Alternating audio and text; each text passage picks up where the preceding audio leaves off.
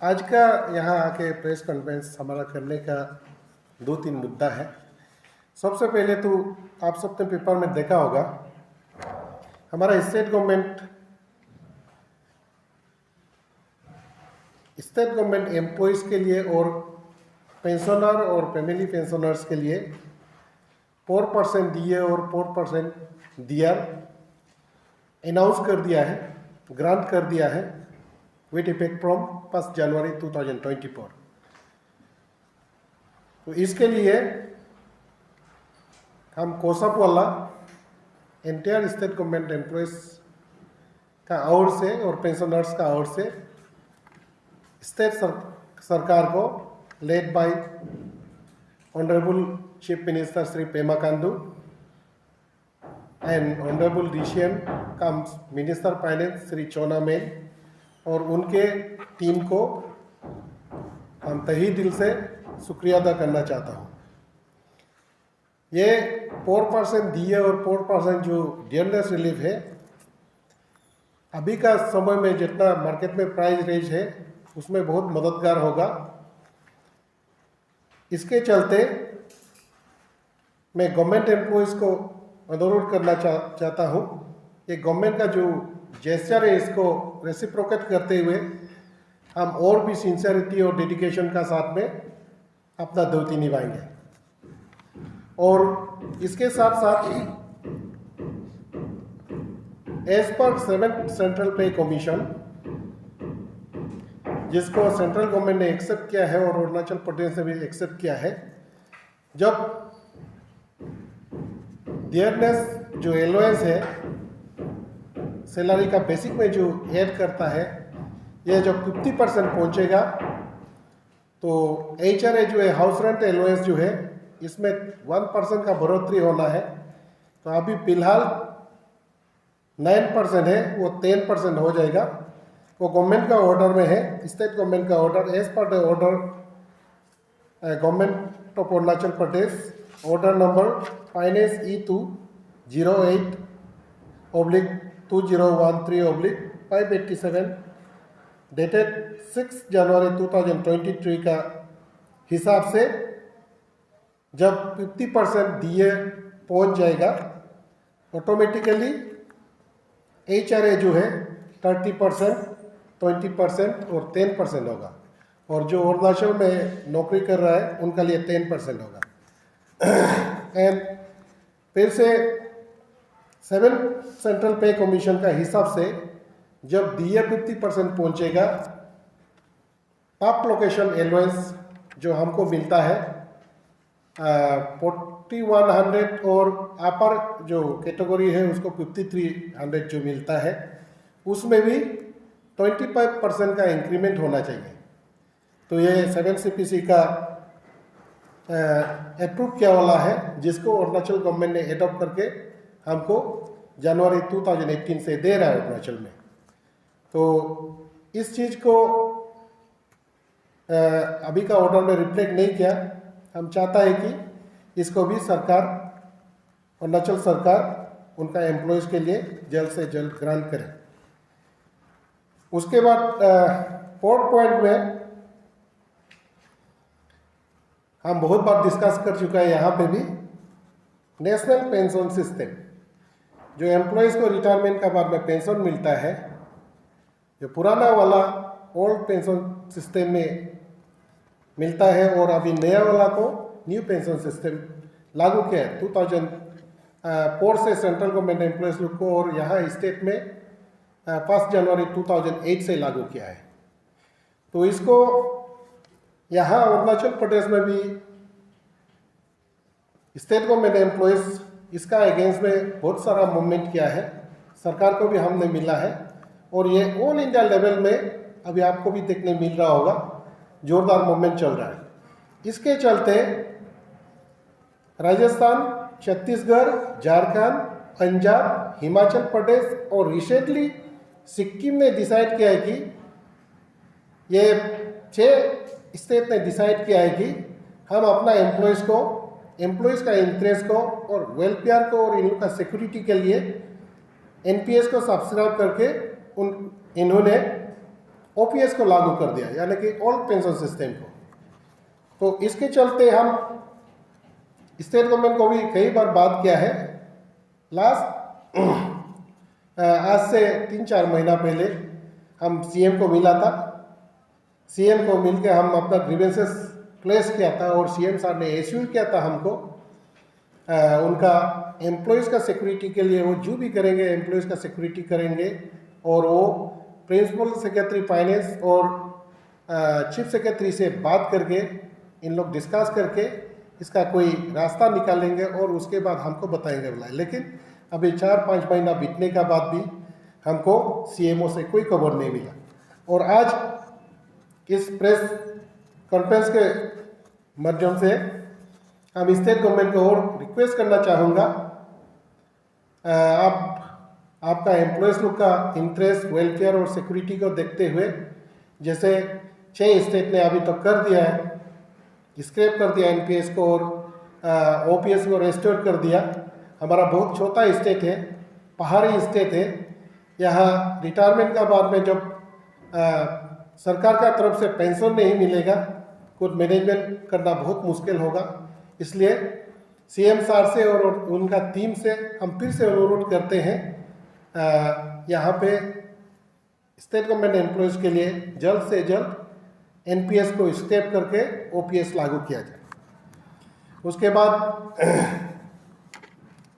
और एक पॉइंट है, इसको मैं हमारा जो वुमेन विंग का प्रेसिडेंट है लीना तंगू मैडम को मैं पास करता हूँ, वो इसका ऊपर में आप लोग से बर्ताव करें।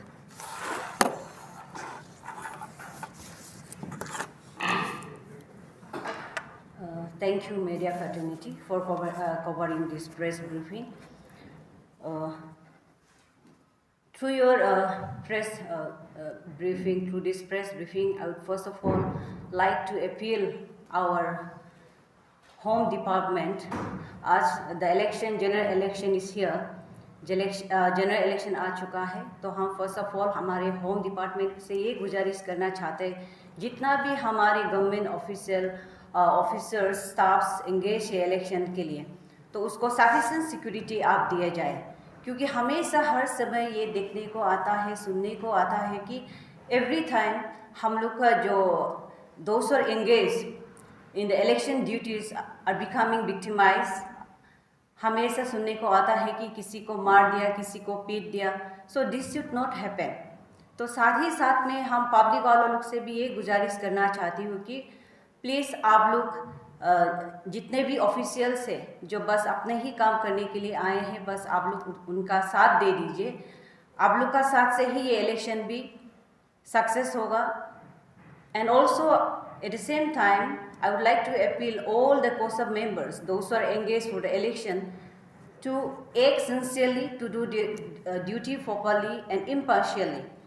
और साथ ही साथ ये भी यहाँ पे through this briefing, I would like to tell that in case if any untoward incident happen, हमारे COSAB members को अगर कुछ victimize होते हैं, तो we will also not tolerate. So let's make this general election a successful one without any untoward incident. That's all. अगर आप लोग को कुछ पूछना हो तो बेसिकली आप लोग का जो पहले का ये था कि मूवमेंट स्टार्ट करने का बात था कि नो ओपीएस नो, तो ये आप लोग का कैंसिल हो गया होता है ये डिसीजन? नहीं, एक्चुअली ये मेन मुद्दा तो आप लोग का तो ये डिमांड ये था कि एनपीएस को स्क्रैप करना है, ओपीएस लाना है, तो उसका चलते हुए आप नो ओपीएस नो वोट किया था, तो इसको आप कैंसिल कर रहे थे। ये 4% दिए अलाउंस का अनाउंसमेंट। नहीं, एक्चुअली 4% जो दिए अनाउंस है, ये एवरी 6 मंथ में सेंट्रल गवर्नमेंट भी अनाउंस करता है, तो इसको बेस करके स्टेट गवर्नमेंट भी अनाउंस करता है। लेकिन कोई स्टेट में इसको बहुत डिले भी किया जाता है, कोई स्टेट में यूनिफॉर्मली इसको इम्प्लीमेंट नहीं करता है। इसलिए हमारा स्टेट जो इमीडिएटली इसको टाइमली इम्प्लीमेंट करने का वजह से हम थैंक्स देता है। लेकिन इससे कोई रिलेटेड नहीं है कि एनपीएस का इशू को हम तल रहे हैं। एक्चुअली ये no no no OPS no vote ये था ना, ये एक्चुअली हमारा कोसप का नारा नहीं है। एक्चुअली यहाँ पे एक मूवमेंट था, NMOPS का एक ग्रुप था, इन लोग का नारा था, उससे हमको कोई मतलब नहीं है। हमको पता है NPS का बारे में, ये कॉम्प्लेक्स इशू है, ये सेंट्रल गवर्नमेंट का इशू है एक्चुअली। फिर भी स्टेट गवर्नमेंट चाहने से इसको हटा सकता है स्टेट से, और इसको हटाने का बाद में जितना 15-16 ईयर्स में हमारा जो कंट्रीब्यूट करके रखा है एनपीएस का पैसा जो है स्टेट का हाथ में नहीं होता है। एनपीएस का पैसा को PFRDA का through, provident fund regulatory and development authority है ना, उसका थ्रू उसको इन्वेस्ट किया जाता है। तो एनपीएस का जितना कंट्रीब्यूशन अमाउंट है उसको इन्वेस्ट किया गया है कॉर्पोरेट हाउस में, तो उसको वापस लाने के लिए उसमें कई प्रक्रिया से गुजरना पड़ता है, उसमें बहुत सारा कानून है। उसमें PFRDA एक्ट 2013 एंड 15 को रिपील करना होगा, तब जाके स्टेट लोग स्क्रैप करेगा एनपीएस को, उनको वापस मिलेगा। अभी जितना स्टेट इसको स्क्रैप किया है, इन लोग भी 17-18 ईयर्स जितना एनपीएस का पैसा कंट्रीब्यूट करके दिया है PFRDA को, वो स्टेट लोग भी अभी तो रिटर्न नहीं मिला है, इसका भी केस चल रहा है। इसलिए हम कोसापोला इसको पूरा इसका प्रोस एंड कॉन्स को देखते हुए हम जब इसको स्क्रैप करके जब री इंट्रोड्यूस करेंगे ओल्ड पेंशन सिस्टम को, तब हमारा जो एम्प्लॉयज़ का वहाँ डिपॉजिट, हार्ड अर्न मनी जो डिपॉजिट है वो भी वापस आना है। इसलिए हम देख के कदम उतारा है सरकार का साथ भी, इसलिए हम आराम से बात कर रहे हैं। सरकार इसको स्क्रैप करने का साथ साथ में एक रास्ता निकालिए, सेंट्रल गवर्नमेंट को भी अच्छे से बात करके एक रास्ता निकाल के वो पैसा भी साथ में वापस लाने के लिए हम इसलिए इसको देख के मैच्योरिटी का साथ में सरकार से बात कर रहा है। Thank you. आपका भी ये डिमांड तो आपका सोच भी है कि एनपीएस को स्क्रैप करना है, तो ये आप लोग और ये national movement for all pension scheme, तो इन लोग का भी इसमें भी गवर्नमेंट है। हाँ जी, बिल्कुल। इन लोग से आप लोग कोऑर्डिनेट कभी नहीं किया है? दो यूनिट बोल रहे हैं।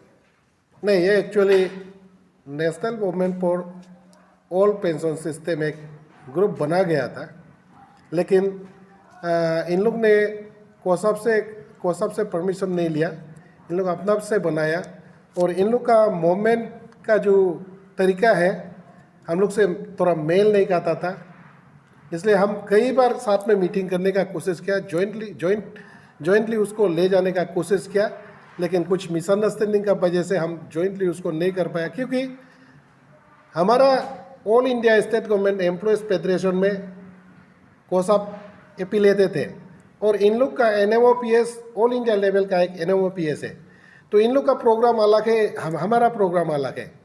तो इन लोग का एवरीडे प्रोग्राम है, तो उस चीज़ को हम लोग अरुणाचल में इम्प्लीमेंट नहीं कर पाएगा। तो यहाँ में जो इफेक्टिव है, जैसे कि all India state government employees federation का भी ऑलमोस्ट एवरी मंथ प्रोग्राम होता है, लेकिन हम लोग यहाँ में इम्प्लीमेंट नहीं कर पाता है। हम लोग यहाँ में जो इफेक्टिव है, जो पॉसिबल है, उसी चीज़ को all India state government employees program को भी यहाँ पे हम लोग प्रोग्राम को कंडक्ट किया जाता है।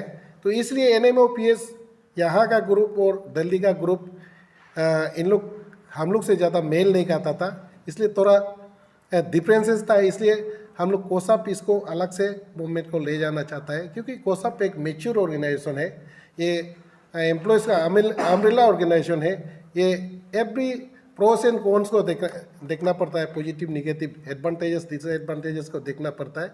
इसलिए हम लोग इसको मोमेंट समय आने पर हम रिगोरियसली ज़रूर करेंगे, क्योंकि एनपीएस का almost every day every month इसका नियम नीति भी सेंट्रल गवर्नमेंट PFRDA बदलते रहता है, इसलिए ये मोमेंट अभी तक आप लोग ऑल इंडिया लेवल में भी देखता होगा सही तरीक़ा से नहीं हो पाया, लेकिन आने वाला दिन में आप ज़रूर दिखाई देंगे। नॉर्थ ईस्ट में भी इसका हम बहुत सही तरीक़ा से, बहुत ज़ोर तोड़ से इसको उठाएंगे। Thank you. कोसप का सबसे अहम मुद्दा था ऑफिशियल ऑफिसर्स का इशू को लेके, राइट गवर्नमेंट ऑफ अरुणाचल प्रदेश ने ऑलरेडी नोटिफिकेशन इशू कर दिया है। डिस्पाइट हैविंग दैट वो जो ऑर्डर नोटिफिकेशन जो है चीफ सेक्रेटरी का ऑफिस में पड़ा हुआ है, आज तक वो जो है इम्प्लीमेंट नहीं हुआ है। तो वो सब जो है ये ऑफिशियलिंग इशू का जो इस मेथड को लेके आवाज क्यों नहीं उठा रहा है?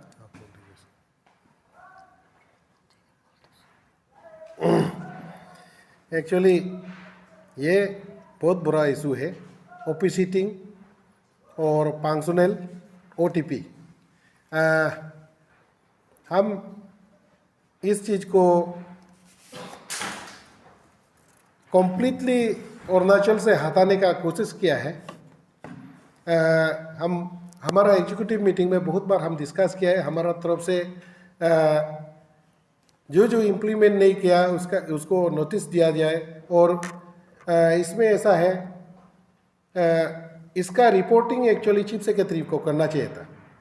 हम चीफ सेक्रेटरी का वहाँ पे चीफ सेक्रेटरी का ओएसडी को बहुत बार बात किया है, उसका रिपोर्ट दीजिए कौन सा डिपार्टमेंट कितना एक्शन लिया है। तो इन लोग बोलता है एवरी सेक्रेटरी से मांगो, आप लोग डिपार्टमेंट से मांगो। तो डिपार्टमेंट को हम लोग मांगने जाता है तो डिपार्टमेंट वाला बोलता है आप लोग आरटीआई करके सीएमओ से ले लीजिए। तो आप देखिए कोसप में भी हम सेक्रेटरी जनरल है, मेरा ऑफिस यूपिया में है, मैडम एक ये सीनियर टीचर है, सर एक जूनियर इंजीनियर है। हम अपना डिपार्टमेंट को भी देखना पड़ता है सुबह 10 बजे से 4 बजे तक।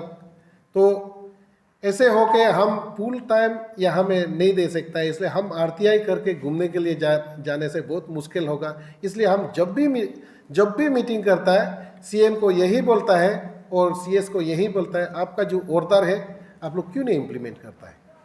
तो लेकिन कोसप का भी सर्टेन लिमिटेशन है। तो उसके बाद में जितना ओपीएस में ये ओटीपी में है, ओपी शीटिंग में है और पंक्चुअल में है, वो भी कोसप का ही मेंबर हो गया। तो इसको हम लोग यूनाइटेड वे में हम लोग मूवमेंट भी नहीं कर सकता है। इसलिए इसमें थोड़ा बहुत हम लोग का पेलर हम नहीं बोलेगा, इसमें थोड़ा बहुत हम लोग का कामियाँ रह जाता है। लेकिन एवरी मीटिंग में हम लोग टॉप लेवल मीटिंग में सीएम का साथ में सीएस का साथ में इसको उठाते हैं। और हम आज आपने पूछा इसलिए हम फिर से सरकार को अपील करना चाहता है, स्पेशली पेमा खांडू सर जो चीफ मिनिस्टर है, जो अरुणाचल का दिशा और दशा को 5-6 साल में बदलने में कामयाब हुआ है, स्पेशली रोड इंफ्रास्ट्रक्चर को। तो हम चाहता है कि इस चीज़ को ये बहुत ही हानिकारक है एवरी डिपार्टमेंट में। जब आप लोग तक पहुंच गया तो हम लोग भी इसको झेल रहा है अपना ऑफिस में। तो इसलिए इस चीज़ को हटाने से एम्प्लॉयज़ और भी खुश होगा। जो जेन्युइन एम्प्लॉयज़ है, जेन्युइन ऑफिसर है, उसको टाइमली प्रमोशन होना चाहिए और उसको जो बेनिफिट है उसको देना चाहिए, तब जाके करप्शन भी रुकेगा। क्योंकि हमारा सीएम साहब जीरो टॉलरेंस है करप्शन का अगेंस्ट में। और हम तो यही बोलेगा ये root cause of the corruption है। Thank you.